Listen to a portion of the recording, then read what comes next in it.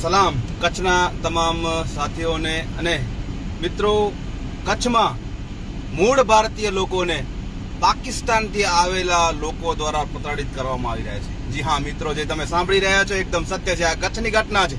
કચ્છમાં ભુજ તાલુકાના સેનેટરી વિસ્તારમાં બે જૂથો વચ્ચે અથડામણ થાય છે। એને એક મુસ્લિમ માલધારીનું જૂથ છે ને બીજા જૂથમાં જે છે એ એવા લોકો છે જેનામાં એફઆઈઆરમાં નામ છે। એ એફઆઈઆરમાં નામમાં જાણવા મળ્યું છે કે મૂળ અત્યારે એ લોકોનું એડ્રેસ છે ઝાલોર, રાજસ્થાનમાં બોલે છે। તો પછી અહીંયા કચ્છમાં શું કરી રહ્યા છે? અને વધુ વિગતો જાણવા મળી છે કે તેઓ તો પાકિસ્તાનથી આવેલા લોકો છે। તો પછી અહીંયા કચ્છમાં શું કરી રહ્યા છે? કોણ લોકોએ અહીંયા આવેલા લોકોને આશરો આપ્યો છે કે આ મિશનથી અહીંયા કચ્છમાં આવે છે? કારણ કે કચ્છ એક સરહદી વિસ્તાર છે, એક સેન્સિટિવ વિસ્તાર છે। અહીંયા આવા જે લોકો છે, આવા જે તત્વો છે, કચ્છનું વાતાવરણ ખરાબ કરી રહ્યા છે।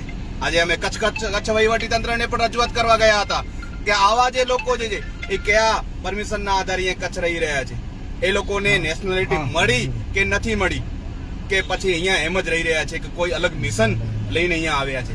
કોઈ સંગઠનનો સહારો તો નથી ને? એવા ઘણા બધા સવાલો છે। અમે કચ્છના જાગૃત નાગરિક તરીકે અમે કચ્છ કલેક્ટરને રજૂઆત કરી છે, પણ આમાં કથાકથિત સંગઠનો છે વારંવાર કહી રહ્યા છે, દેશભક્તિની વાતો કરી રહ્યા છે, પાકિસ્તાનની વાતો કરી રહ્યા છે। તો આ લોકો પાકિસ્તાનથી આવેલા છે અને અહીંયા આ લોકો પાસે કોઈ કાગળિયા નથી। તો એ મુદ્દે પણ હું એમને કહેવા માંગુ છું, એ મુદ્દે પણ પોતાનું મૌન તોડે। અમે જાગૃત નાગરિક તરીકે આજે કચ્છ કલેક્ટરને રજૂઆત કરી છે કે આ તમામ લોકો એવા બીજા ઘણા પણ લોકો હોય તેના ઉપર પણ કાર્યવાહી કરવા